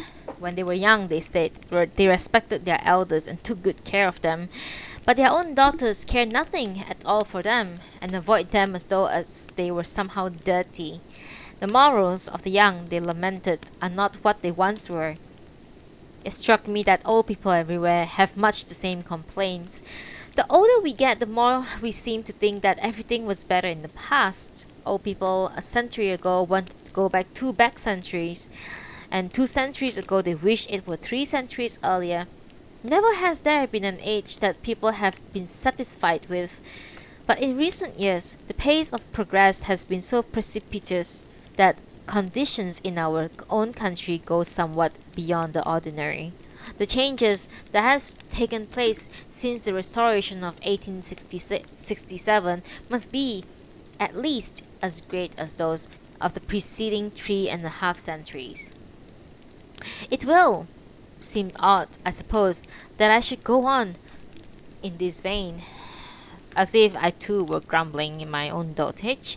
Yet, of this, I am convinced that that the conveniences of modern culture cater exclusively to the youth, and that the times grow increasingly inconsiderate of old people.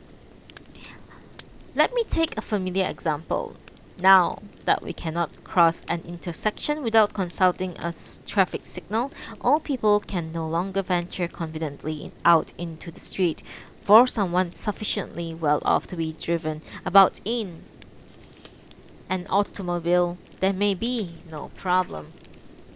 But on the rare occasions when I go into Osaka, it sets every nerve in my body on edge to cross from one side of the street to the other. If the signals is in the middle of the intersection, it is easy enough to see it, but it is all but impossible to pick out a stoplight that stands off to the side where no one would ever expect to find it. If the intersection is broad, it is only too easy to confuse the light for facing traffic with the light for crossing traffic. It seemed to me that the end of everything when the traffic policeman came to Kyoto. Now, one must travel to such small cities as Nishinomiya, Sakai, Wakayama, and Fukuyama for the feel of Japan. The same is true of food. In large city, it takes a concerted search to turn up a dish that will be palatable to an old person. Not long ago, a newspaper reporter came to interview me on the subject of unusual foods, and I described to him the persimmon leaf sushi made by the people who live deep in the mountains of Yoshino, and which I shall take the opportunity to introduce to you here. To every 10 parts of one rice, part of sake is added just when the water came to a boil. When the rice is done, it should be cooled thoroughly, after which salt is applied to the hands and the rice is molded into bite-sized pieces. At this stage, the hands must be absolutely free of moisture, and the secret being that only salt should touch the rice. Thin slices of slightly salted salmon are placed on the rice, and each piece is wrapped in a persimmon leaf, the surface of the leaf tracing inward. Both the persimmon leaves and the salmon should be wiped with a dry cloth to remove any moisture. Then, a rice tub or sushi box, the interior of which is perfectly dry, the pieces are packed standing on end so that no space remain between them, and the lid is put in place and weighted with a heavy stone, as in making pickles. Prepared in the evening, the sushi should be ready to be eaten the next morning. Though the taste is best on the first day, it remains edible for 2 or 3 days. The slight bit of vinegar is sprinkled through each piece with a sprig of bitter nettle just before eating. I learned of the dish from a friend who had been to Yoshino and found it so exceptionally good that he took the trouble to learn how to make it. But if you have the persimmon leaves and salted salmon, it can be made anywhere. You only need to remember to keep out every trace of moisture and to cool the rice completely. I made some myself, and it was very good indeed.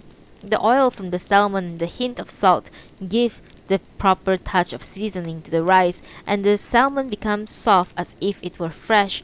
The flavor is indescribable and far better than the sushi one gets in Tokyo. I have become so fond of it that I ate almost nothing else this summer. What impressed me, however, was that this superb method of preparing salted salmon was the invention of poor mountain people. Yet, a sampling of the various regional cuisines suggests that in our day country people have far more discriminating palates than the city people, and that in this respect they enjoy luxuries we cannot begin to imagine. And so as time goes by, all people give up the cities and retire to the country, and yet there is not much cause for hope there either, for country towns are year by year going the way of Kyoto, their streets strung with bright lights. There are those who say that civilization progresses a bit further, transportation facilities will move into the sky and under the ground, and that our streets will again be quiet. But I know perfectly well that when the day comes, some new device for torturing the old will be invented. Out of the way, old people, we say. and they have no recourse but to shrink back into their houses to make whatever tidbits they can for themselves and to enjoy their evening sake as best as they can to the accompaniment of the radio. But do not think that all people are the only ones to find fault. The author of Vox Populi, Vox Dei column of the Osaka Asahi recently castigated city officials who quite needlessly cut a swath through a forest and leveled a hill in order to build a highway through Minno Park. I was somewhat encouraged for to snatch away from us even the darkness beneath the trees that stands deep in the forest is the most heartless of crime. At this rate, every place of any beauty in Nara or in suburbs of Kyoto and Osaka, as the price of being turned over to the masses, I will be denuded of trees. But again, I am grumbling. I am aware of and most grateful for the benefits of the age. No matter what complaints we may have, Japan has chosen to follow the West, and there's nothing more for her to do but move bravely ahead and leave us all once behind. But we must be resigned to the fact that as long as our skin is the color as it is to the loss we have suffered cannot be remedied. I have written all this because I have thought that there might still be somewhere, possibly in literature or the arts, where something could be saved. I would call back at least for literature this world of shadows we are losing. In the mansion called literature, I would have the eaves deep and the dark and the walls dark. I would push back into the shadows to the things that come forward too clearly. I would strip away the useless decoration. I do not ask that this be done everywhere, but perhaps we may be allowed at least one mansion where we can turn off the electric lights and see what is it like without them. And that is the end of the essay in praise of shadows. We do have afterword by the translator.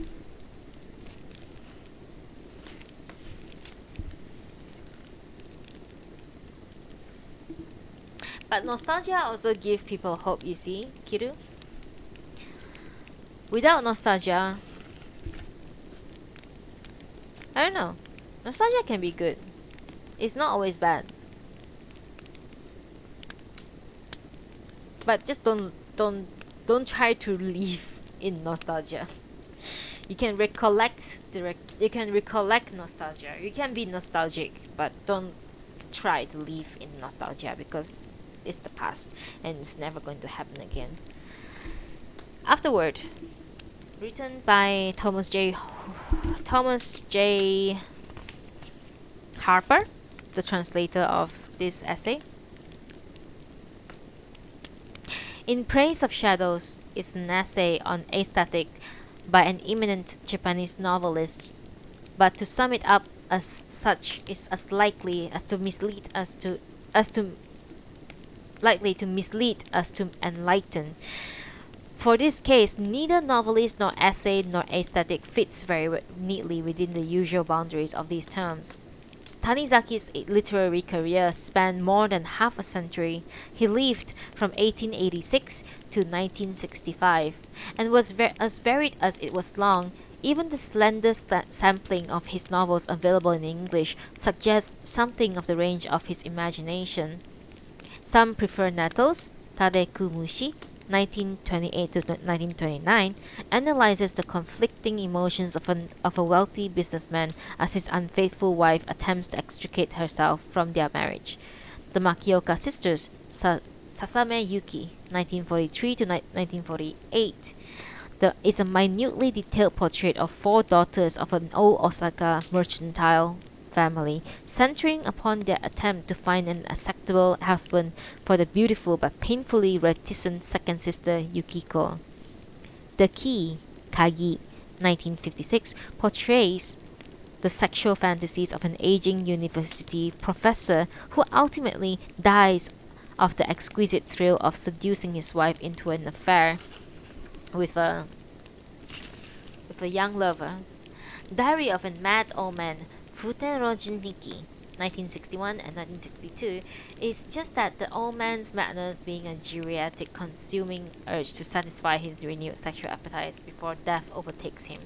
But the facets of Tanizaki's talent, to which in Praise of Shadows belongs his deep, even scholarly interest in the traditional culture of Japan, may not be so readily apparent to the reader in the English translations. The scenes set in the puppet theater in some prefer nettles, and the overtones of courtly sensibility that pervade the Makioka sisters hint at dissatisfaction. But its most direct manifestation was the body of historical fiction, only a small part of which has been translated.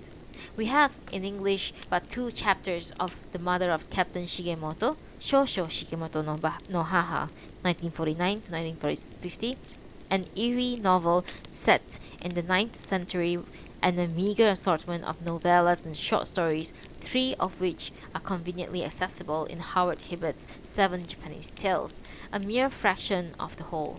And in addition to the historical fiction, Tanizaki spends a vast amount of time translating the tale of Genji Monogatari, into modern Japanese. His rendition is as impressive for its historical and philological erudition, for the beauty of its language.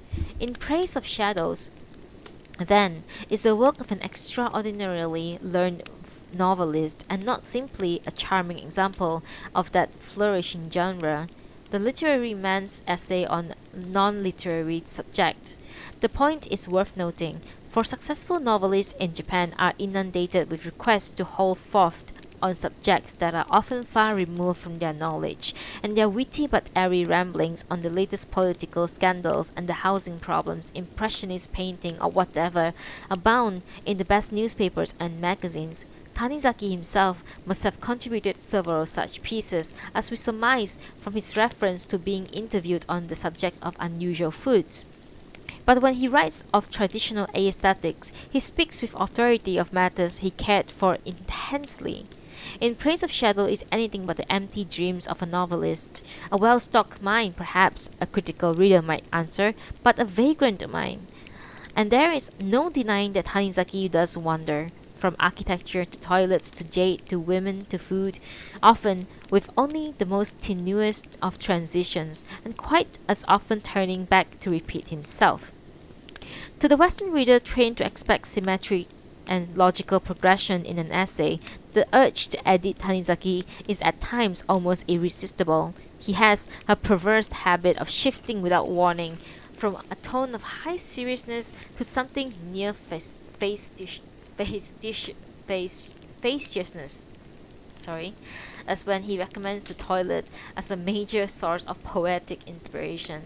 His description of lacquerware under candlelight and the women in the darkness of the house of pleasure are perfect jewels, but would they not stand out to better advantage removed from the company of that murmuring bowl of soup and Einstein's trip to Kyoto? Yet, to do so, drain the life in Praise of Shadows, for Tanizaki's essay's work is in ways of different from the Western essay, and demands the freedom of his seemingly haphazard style. One of the oldest and deeply ingrained in Japanese attitude to literary style holds that too obvious a structure is contrivance, that too orderly an exposition falsifies the ruminations of the heart, and the true representation of the searching mind is just to follow the brush. Indeed, it would not be far wrong to say the narrative technique we call stream of consciousness has an ancient history in Japanese letters. It is not that Japanese writers have been ignorant of the powers of concision and articulation. Rather, they have felt the certain subjects, the vicissitudes of the emotions, and the fleeting perceptions of the mind are best couched in a style that conveys something of the uncertainty of the mental process, and not just its neatly packed conclusions. Thus, it was the compilers of the great classical anthologies, perhaps the most painstakingly structured compilation in the history of any literature, deliberately muted the sense of seasonal progression by frequent backtracking and insisted upon a background, a quite ordinary poem to set off the truly stellar composition. And thus it is that Tanizaki's subject requires the shadowy style in which he treats it. Question of the sort he raises have no final answers, and the mind of the writer who takes them up must always be groping, his statements always tentative. Susan Sontag has put the matter well in explaining her choice in the style of Notes on Camp. To snare a sensibility in words, especially one that is alive and powerful, one must be tentative and nimble. The form of jottings rather than an essay, with its claims to be a linear consecutive argument, seem more appropriate for getting down something of this particular fugitive sensibility. Tanizaki would surely claim the same for the aesthetics he attempts to delineate.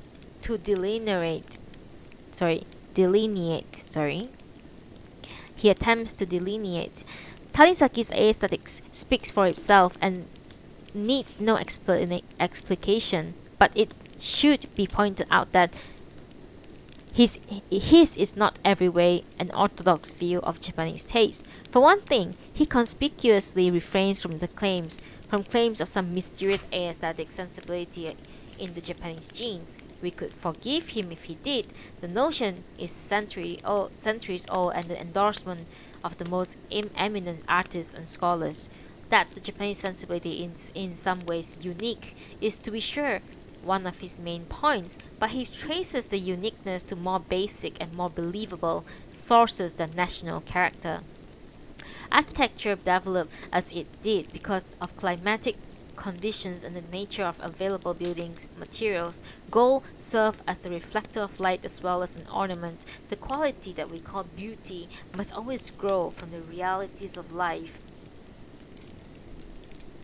There's a good quote over there.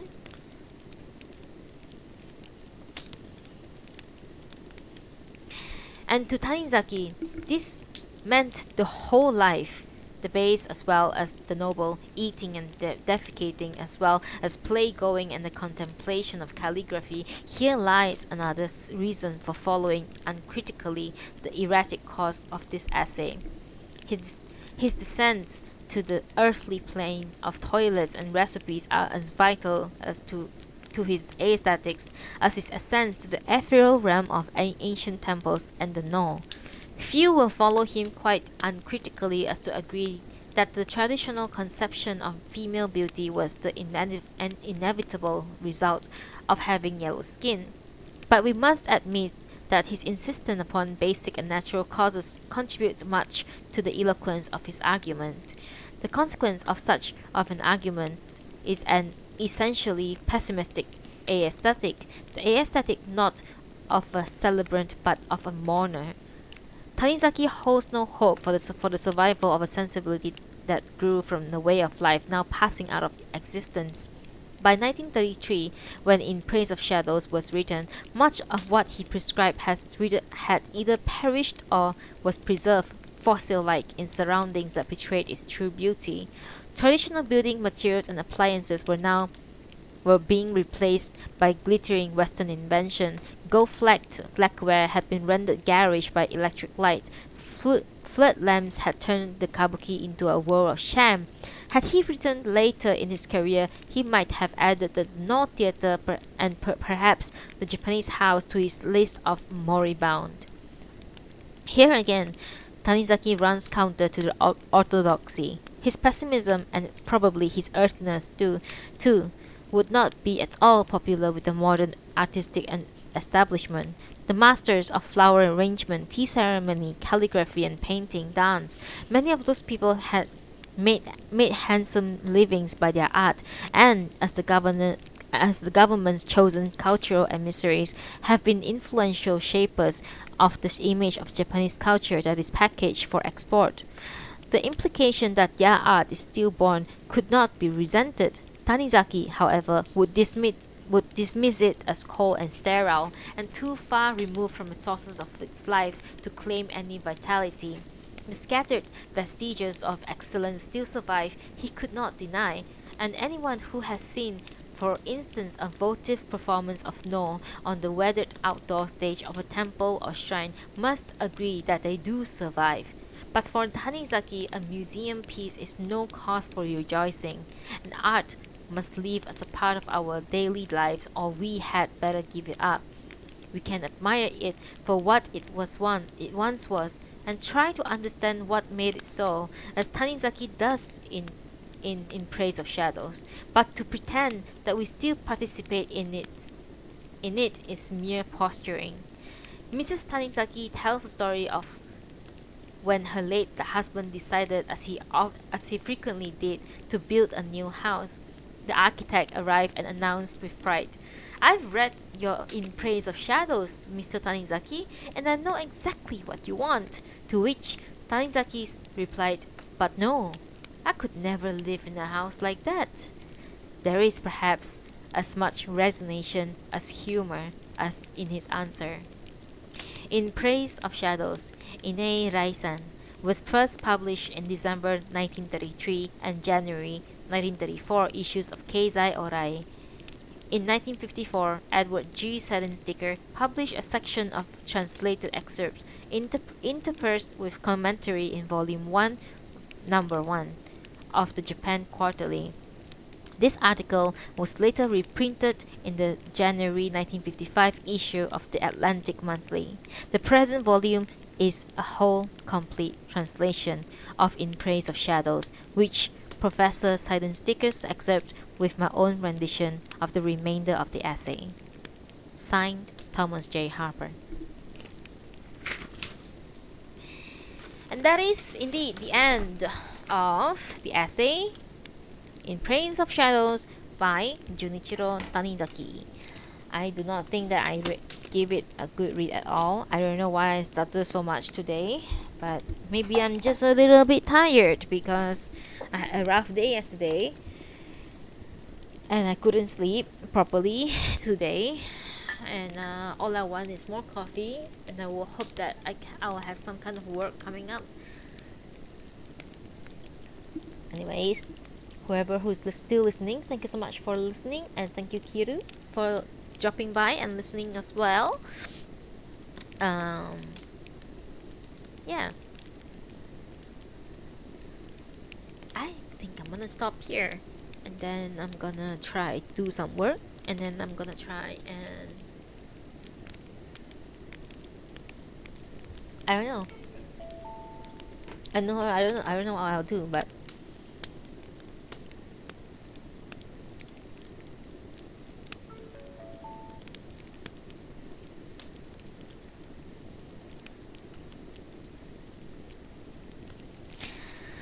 okay, I think that I'm going to end my stream here because nobody is here anymore to talk to me. I don't want to talk to myself for too long because I'm crazy. Okay, guys, girls, thank you so much for being here with me today. I appreciate it, and I shall see you guys on Friday, maybe. I haven't made any. I mean, I have plans what to read, but maybe I'll skip Friday and I'll just start next Monday. But I don't know. We'll see. We'll see. Okay, we'll see. I don't want to promise anything because I'm terrible at promising. Like, I might fall asleep. Anyway, thank you so much for attending today's reading session. I really appreciate it. Thank you so much, and I'll see you guys next time. I'm sending you all off with my favorite song. Dun, dun, dun, dun, dun, dun, dun, dun. Have you ever had a dream that you could know, you wanna know, Alright, thank you so much for listening today. Thank you, and have a great day. Bye.